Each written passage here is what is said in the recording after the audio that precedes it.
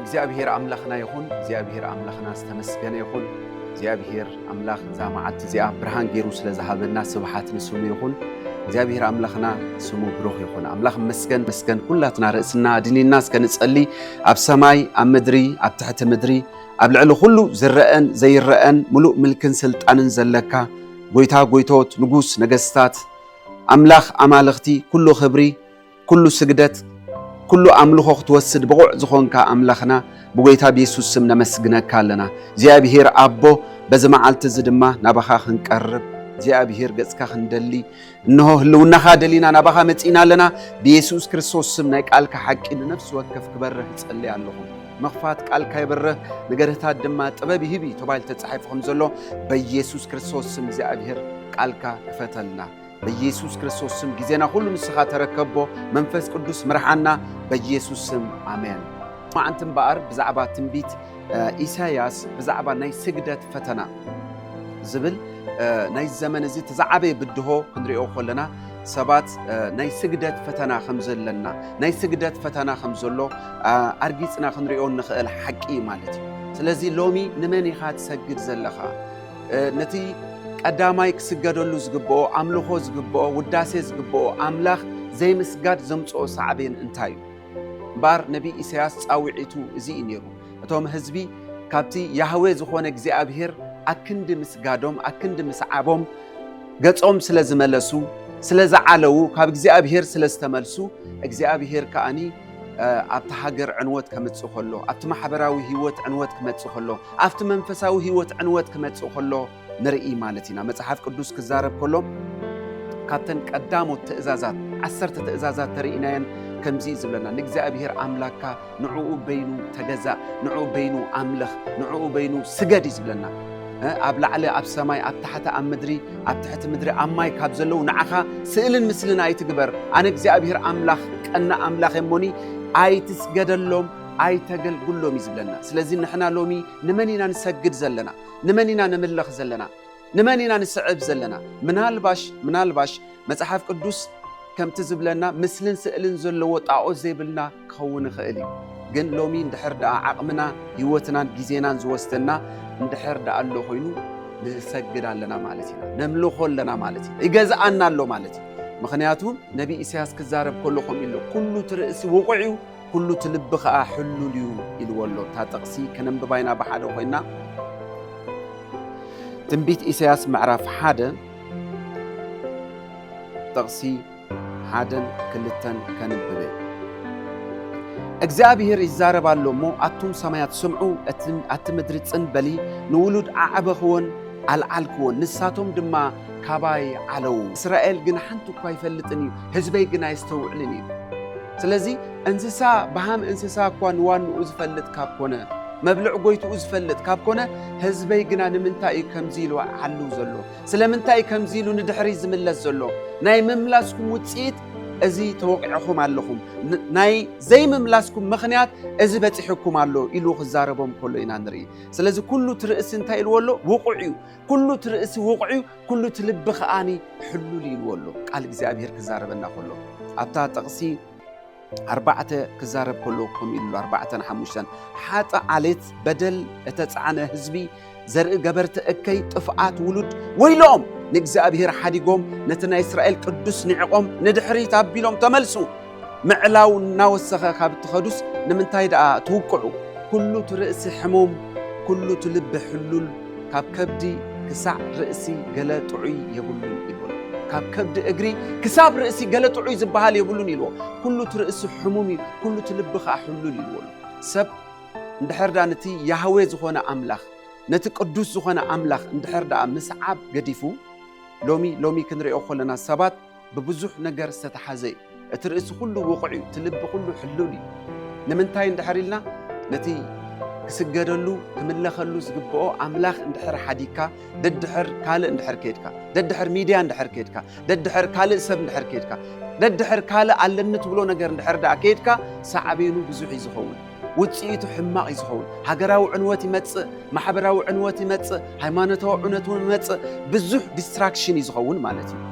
መጽሓፍ ቅዱስ ክዛረብ ከሎ ጽድቂ ንህዝቢ ልዕል የብሎ ኢሉ ሓጢኣት ግና ውርደት ህዝብታት ይልወሉ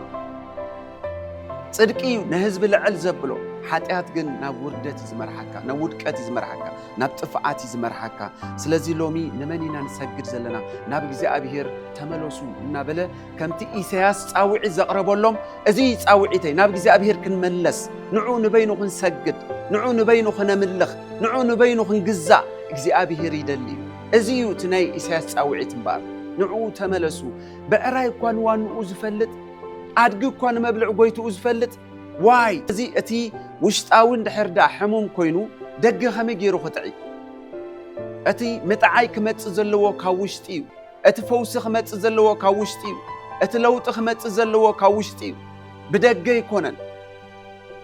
ثلاث حزب إسرائيل أزيهم جيرو وشتوم كاب እግዚአብሔር ስለዘዓለው ንድሕሪ ስለዝተመልሱ ኢሳያስ እዚ ጻውዒት እዚ ከቅርበሎም ከሎይና ንርኢ ቱም ሓለቆ ሰዶም ቃል እግዚአብሔር ስምዑ አታ ህዝቢ ጎሞራ ንሕጊ አምላኽና ጽንበሎ ብዝሒ መስዋዕትታትኩም እንታይ ለዮ ይብል እግዚአብሔር ብዝሓርር መስዋዕት ዳዓውልን ብስብሒ ሱባሓትን ጸጊበለኹ ደም ዝራባዓትኩም ገንሸልን ድበለታትን ባህ ብለንን እዩ ኣብ ቀድመይ ክትረአዩ ምስትመጹ መን ኮታ ኢደይ ክትረግጹ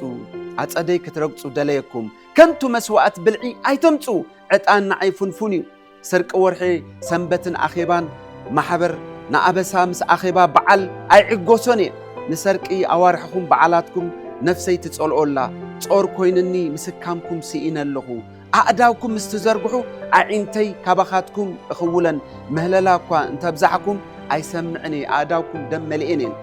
تحاصبو نصحو نتاكوي غبرخم ኣብ ቀድሚ ዒንተይ ኣርሕቕዎ ምግባር እከይ ሕደጉ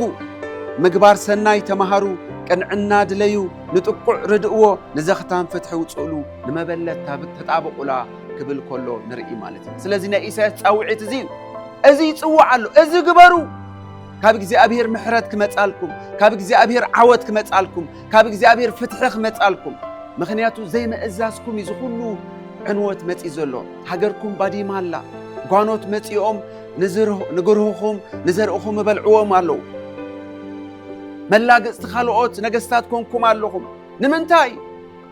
ንምንታይ ነቲ ዓይኒ ማይ ነቲ ምንጭ ዝኾነ ሓዲግኩም ሲ ናይ ገዛ ርእስኹም ሓጽብታት ትገብሩለኹም እዩ ዝብሎም ዘሎ ተመለሱ ናብ እግዚአብሔር እዚ ግበሩ እናበለ ጻውዒቱ የቐርብ ኣሎ ሎሚ ኣነ እውን ከም ፍቓድ እግዚአብሔር ኮይነ እዚ ጻውዒት ዘቕርበልኩም ኣለኹ ሎሚ ንእግዚአብሔር ሓዲግና ንድሕሪት ክንከይ ዝገብረና ዘሎ ነገር እንታይ እዩ ሎሚ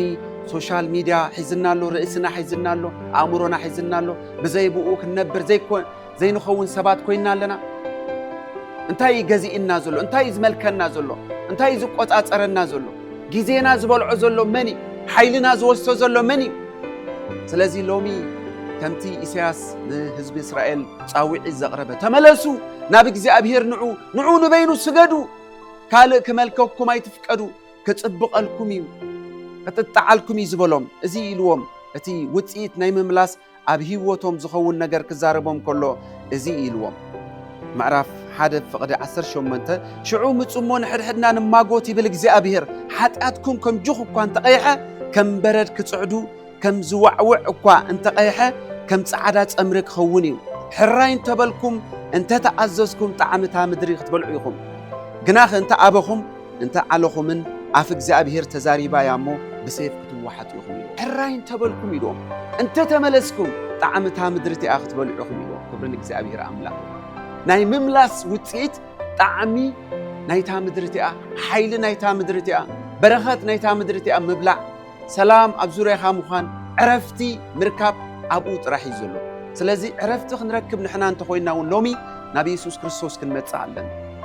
بيسوس كريستوس طرح يزلو السلام بيسوس كريستوس طرح يزلو عرفتي حراين تبلكم تتعززكم إشين تبلكم طعمتها مدرتي آخت بلعوكم يلوم كبرن እግዚአብሔር አምላኽ ይሁን ስለዚህ ሎሚ عرفتي بزيكا يسوس بخالق يلبون سلام بزيكا بيسوس بخالق يلبون لومي ናብ ኢየሱስ ክንመጽእ ኣብኡ መጺና ድማ ንነፍስና عرفت ክንረክብ عرفت ረኺብና ድማ በኩሉ ነገር ኣብኡ ክንሃድእ ነገርና ክጽብቀልና ፍጻሜና ክጽብቀልና ናብ እግዚአብሔር ክንምለስ ምክንያቱም ምኽረ አምላኽ ንሱ እዩ ናይ ሰላም ጻውዒት እዩ ጎይታና ኢየሱስ ክርስቶስ ኣብዚ ምድሪ መጽኡ ዝሰበኾ ስብከት እሱ እዩ ካልኦት ሐዋርያት መጽኦም ዝሰበኾ ንሱ እዩ ተመለሱ ተነስሑ ናብ እግዚአብሔር ንዑ ምስ እግዚአብሔር ተዓረቁ ብሎም ነይሮም ሰብ ምስ ሰብ ተተባይሱ ሰብ ከዓርቆ ይኽእል እዩ ሰብ ምስ ኣምላኽ ተተባይሱ ግን መን ይዓርቆ መን እዩ ዝዓርቆ ስለዚ ከዓርቀና ዝኽእል ግና ዕርቂ ኣገልግሎት ዝሃበና ሰላምና ዝኾነ ነቲ ኣብ መንጎና ዝነበረ ከልካል ቀፅሪ ዘፍረሰ ጎይታና ኢየሱስ ክርስቶስ ኣብ ማእከልና ኣሎ ስለዚ ኣምላኽ መስገን ሎሚ እዚ ጻውዒት እዚ የቕርብ ኣለኹ ኣሕዋተይ ኣቦታተይ ኣዴታተይ ብምሕረት ኣምላኽ እምዕደኩም ኣለኹ ሎሚ ናብ እግዚኣብሔር ክንመጽእ ናብኡ ክንዕረቕ መንገድና ክንዕሪ እታ ቀዳሚት ትእዛዝ ካብተን 10 ትእዛዛት ኮንሰያ ንኻልእ ኣይትስገድ ንኻልእ ኣይተምልኽ እያ ትብል ንኻልእ ብምምላኽና ንኻልእ ብምስጋድና ኣብ ህይወትና ዝመጽእ ዕንወት ከቢድ እዩ ኣብ ሃገር ዝመጽእ ዕንወት ከቢድ እዩ ኣብ ማሕበራዊ ህይወትና ዝመጽእ ዕልወት ከቢድ እዩ ኣብ ጥዕናና ዝመጽእ ዕንወት ከቢድ እዩ ስለዚ ሎሚ ናብ እግዚኣብሔር ተተመሊስና ግና ሕራይ እንተልና ግን ጣዕሚ ናይታ ምድርቲ ክንበልዕ ሰላም ክርስቶስ ኣባና ክገዝእ ክነግስ እዩ ክብሪ ንእግዚአብሔር ኣምላኽ ይኹን ስለዚ ሎሚ ምስ ክርስቶስ ክንዕረቕ ቃል ዕርቂ ባና እምቢሩ ስለ ዘሎ ምስ ኣምላኽ ተዓረቁ እንዳበልና ንምዕደኩም ኣለና ተባሂሉ ተጻሒፍኩም ዘሎ ኣነ እዚ ቃል እዚ ጠቂሰ ምስ ኣምላኽ ሎሚ ተዓረቁ ብላ ኣለኹ ምስ ኣምላኽ ሎሚ ተሰማምዑ ብላ ኣለኹ ናብ እግዚአብሔር ንመለስ ንሱ ድማ ከጥዕየና እዩ ክዝንነና እዩ ተባሂሉ ተጻሒፍኩም ዘሎ ናብ ኢየሱስ ንምጻእ ናብ ኢየሱስ ንመለስ እግዚአብሔር ምሕረቱ ብዙሕ እዩ ለውሃቱ ብዙሕ እዩ እግዚአብሔር ፈቃር ኣምላኽ እዩ ባር ኣብ መወዳእታ ዝዛረቦ ዝደሊ ነገር እንድሕር ዳሊ ኮይኑ ናይ ወንጌል መልእኽቲ እውን እዚ ወንጌላት ዝዛረቦን ዝህበናን መልእኽቲ እንድሕር ዳሊ ኮይኑ እዚ ኣቐድም ኣቢለ ዝበልክዎ እየ ወንጌል ሰላም እዩ ዘለዎ ወንጌል ዕረፍቲ እዩ ዘለዎ ወንጌል ፈውሲ እዩ ዘለዎ ወንጌል ካብ ጸልማት ናብ ብርሃን ካብ ሞት ናብ ህይወት የሳግረና እዩ ስለዚ ነቲ ሓቀኛ ዝኾነ ወንጌል ንዕኡ ክንቅበል ናብ ጎይታና ኢየሱስ ክርስቶስ ክንመጽእ ብምሕረት ኣምላኽ እዚ ጻውዒት እዚ የቕርበልኩም ኣለኹ ስለዚ ካብ ሰማይ ዝመጸ ራእይ ካብ ሰማይ ዝመጸ ቪዥን እንታይ እንድሕሪልና ሰባት ካብ ጸልማት ናብ ብርሃን ካብ ስልጣን ሰይጣን ናብ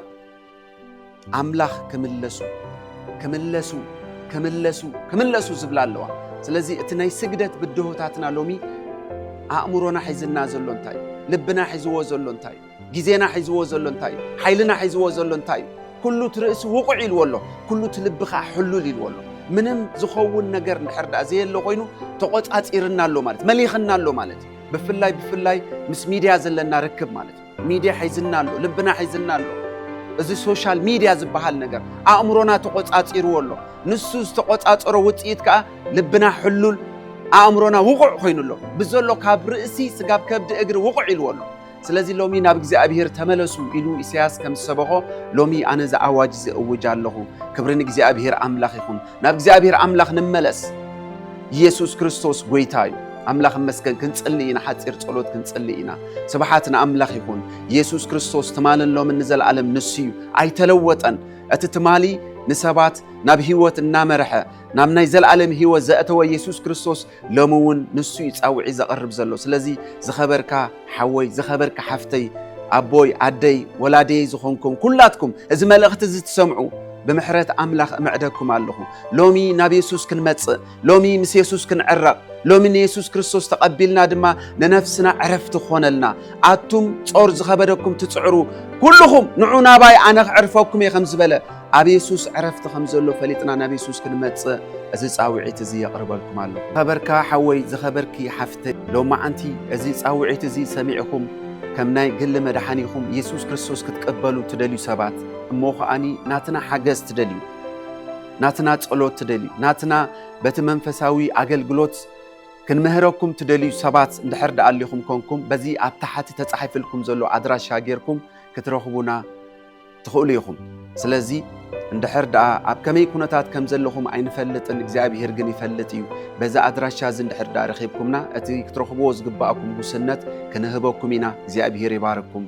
ብጎይታ ብኢየሱስ ክርስቶስ ስም እዚ ቃል እዚ ኣቦ ጸልይ ኣለኹ ኣብ ነፍሲ ወከፍ ሰብ 30 ክፈሪ በኢየሱስ ክርስቶስ ስም ጸልይ ኣለኹ ብሽም ኢየሱስ ክርስቶስ ስም ቃልካ ሓቂ እዩ በታ ሓቂ ድማ ቀድሶም ተባሂሉ ተጻሒፉ ከም ዘሎ ናይ ቃልካ ሓቂ በኢየሱስ ስም ኣብ ነፍሲ ወከፍ ከዓልብ ጸልይ ኣለኹ ብስም ኢየሱስ ክርስቶስ ስም ቃል ኣብ እስራኤል ወደቀ ተባሂሉ ተጻሒፉ ከም ዘሎ እዚ ቃል እዚ ኣብ ነፍሲ ወከፍ ሰማዓ እዝኒ ክወድቕ በኢየሱስ ስም ጸልይ ኣለኹ ጎይታ ስለ ስምካ ኢልካ ስለ ትገብሮ ተመስገን በኢየሱስ ክርስቶስ ያውን ቅዱሱን ዘለዓለማዊ ስም አሜን። ተባረኹ። ብሩኻት ይሁኑ።